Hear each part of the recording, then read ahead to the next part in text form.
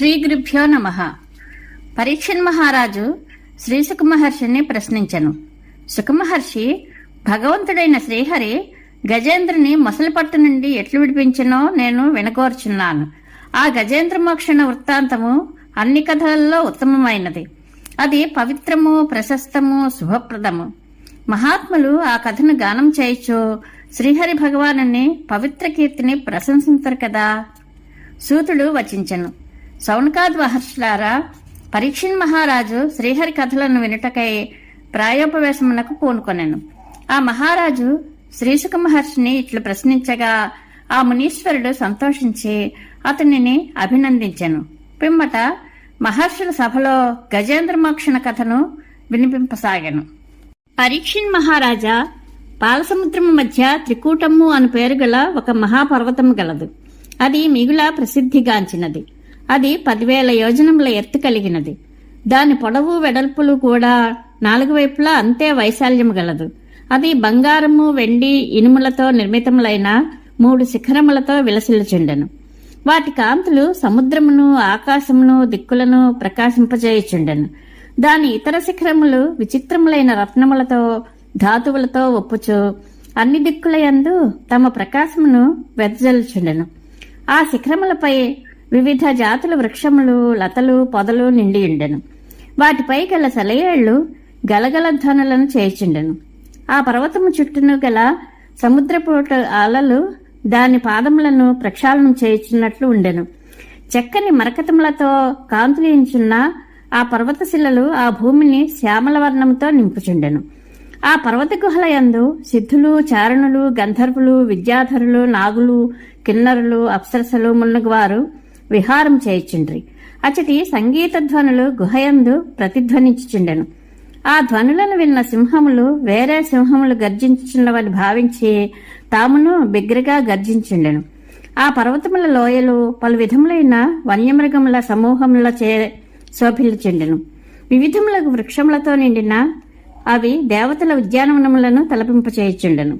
అందమైన పక్షులు మధురముగా కలకల ధ్వనులను గావించుచుండెను. ఆ పర్వతంపై పెక్కు నదులు, సరోవరములు కలవు. అందలి జలములు స్వచ్ఛముగా ఉండెను. వాటి తీరములందలి ఇసుక తిన్నెలు మణుల వల్లే అలరార్చుండెను. ఆ సరోవరముల యందు దేవతా స్త్రీలు స్నానములను ఆచరించుండటచే అందలి జలములు పరిమళ భరితములై ఉండెను. వాటి మీదుగా వీచు వాయువులు ఆ సుగంధమును నలుదిశల యందును వ్యాపింపచేయుచుండెను. ఆ త్రికూట పర్వతము యొక్క లోయ యందు మహాత్ముడైన వరుణదేవుని ఉద్యానవనము గలదు. దాని పేరు ఋతుమంతము. దాని యందు దేవాంగనలు విహరించుచుందరు.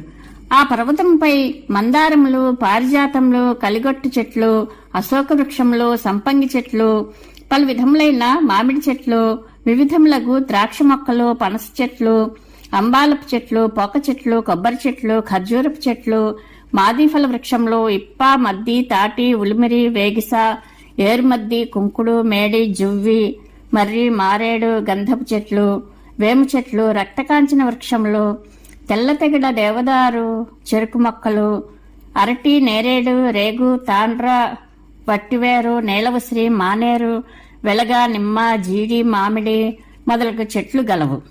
ఆ ఉద్యానవనంలో సువిశాలమైన సరస్సు గలదు. అందులో బంగారు రంగులో ప్రకాశించెడు పద్మములు గలవు. ఆ సరస్సు తెల్ల కలువలు, నల్ల కలువలు, చెంగల్వలు, తామర పువ్వులు శోభతో కనువిందు గావించుండెను. అవి పక్షుల మధుర స్వరములతో, మత్తెక్కిన తుమ్మెదల ఝంకారములతో ప్రతిధ్వనించుండెను. ఆ సరస్సు హంసలు, కారండవ పక్షులు, జక్కవ, బెగ్గురు పక్షులతో నిండి చూడముచ్చట కలుపుచుండెను. నీటికోళ్లు, గ్రిడ్డి కొంగలు, భరత పక్షుల గుంపులు మొదలగు వాటి కూజితములు వినసొంపుగా ఉండెను. చేపలు, తాబేళ్లు అటునిటు సంచరించుండెను. పద్మముల పుప్పుడులతో ఆ సరోవర జలములు దాని శోభలను ఇనుమడింపచేయుచుండెను. కడిమి చెట్లు, నీటి ప్రబ్బల చెట్లు, కిక్కసగడ్డి, మంకెని చెట్లు, పినాక చెట్లతో ఆ సరస్సు పరివృతమై ఉండెను. ఆ సరస్సు తీరం నందు గన్నేరు, గోరంట, కంకేళి, అశోక, దిరిసెన, అవిసె, గార, ఉత్తరేణు, ఎర్రటెంకాయ, అడవి మొల్ల, పొన్న, సురపొన్న, ఉసిరిక, గురువింద, అరటి మొదలగు చెట్లతో, మల్లెతీగలు, తామర మొక్కలతో అది శోభిల్లుచుండెను. ఆ చెట్లు అన్ని ఋతువులలో పువ్వులతో ఫలములతో అలరార్చుండెను. ఆ పర్వతమునందలి అడవులలో పెక్కు ఆడ ఏనుగులతో కూడి ఒక గజేంద్రుడు నివసించుండెను. అది గొప్ప శక్తిమంతములైన ఏనుగుల నాయకుడు. ఆ మత్తగజము ఒకనాడు ఆ పర్వతంపై ఆడ ఏనుగులతో విహరించుండెను. అది ముళ్ల చెట్లను, సువిశాలమైన వెదురు, వేము డంకలను చిన్నాభిన్నమనర్చుచుండెను.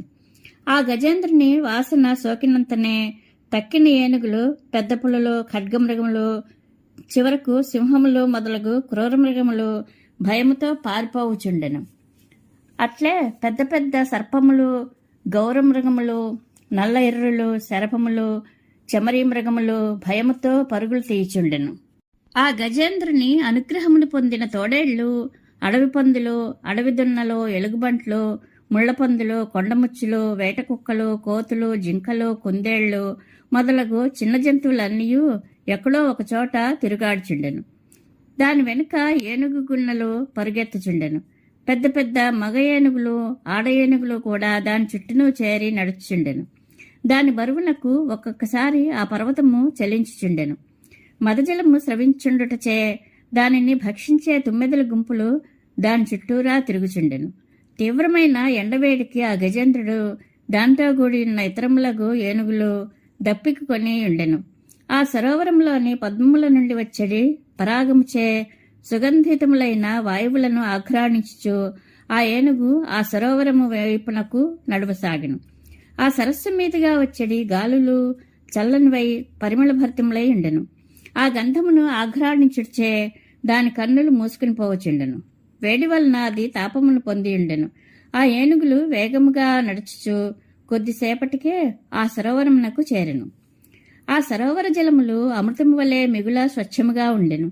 బంగారు ఎరుపు రంగు గల కమలముల పుప్పొడి నుండి సువాసనలు అంతటను వ్యాపించుండు. గజేంద్రుడు మొదట ఆ సరోవరంలో దిగి తన తొండముతో తనివి తీరా నీళ్లను త్రాగెను.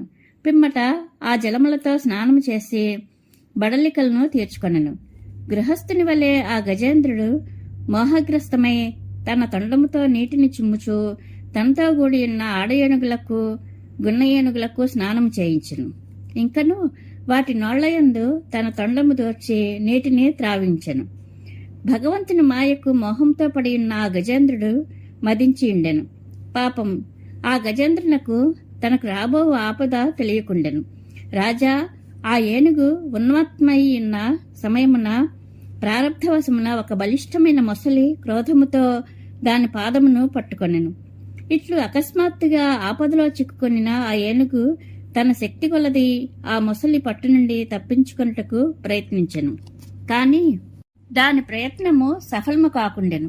ఇతర గజములు, ఆడ ఏనుగులు, వాటి పిల్లలు తమ స్వామిని బలిష్టమైన మొసలి పట్టుకొని బలంగా లాగుచున్నట్లు కనుగొని మిక్కిలి భయపడెను.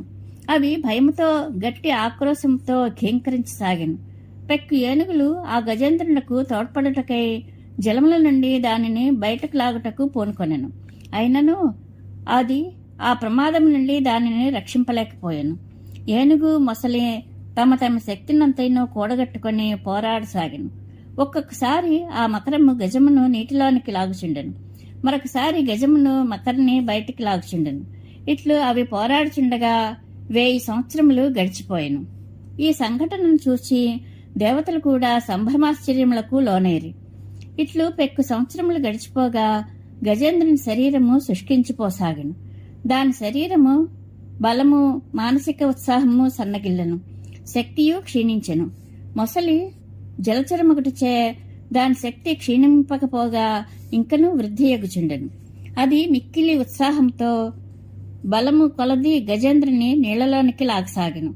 దేహాభిమాని అయి తన శరీర బలమునే నమ్ముకొని ఉన్న గజేంద్రుడు హఠాత్తుగా ప్రాణ సంకటంలో పడి తనను తాను రక్షించుకొనుటకు అన్ని విధములా అసమర్థుడాయను.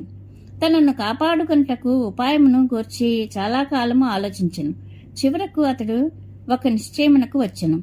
ఈ మొసలి తప్పక నా పాలిట మృత్యుపాశమయ్యను. దీని చేతికి చిక్కి నేను మిక్కిలి వ్యాకులపాటునకు లోనైతిని. నాతో సమాన బలము గల ఏనుగులు కూడా నన్ను ఈ పెను ఆపద నుండి రక్షింపలేకపోచున్నవి. ఇంకా ఆడ ఏనుగులు ఎట్లు రక్షింపగలవు? కావున ఇప్పుడు నేను సంపూర్ణ విశ్వమునకు పరమ ఆశ్రయుడై ఉన్న పరమాత్మను శరణువాడేదను. మృత్యువు ఎంతయో బలీయమైనది. అది సర్పములే ప్రచండ వేగముతో అందరినీ కబళించుటకు పరుగులు తీయుచుండును. దానికి భయపడి భగవంతుని శరణువేడిన వానిని ఆ పరమాత్మ తప్పక రక్షించును. అతనికి భయపడియే మృత్యువు కూడా తన పనిని చక్కగా నెరవేర్చును. అతడు అందరికీ పరమాశ్రయుడు కావున ఆ దేవదేవునినే శరణుజచ్చదను అని గజేంద్రుడు నిశ్చయమునకు వచ్చెను.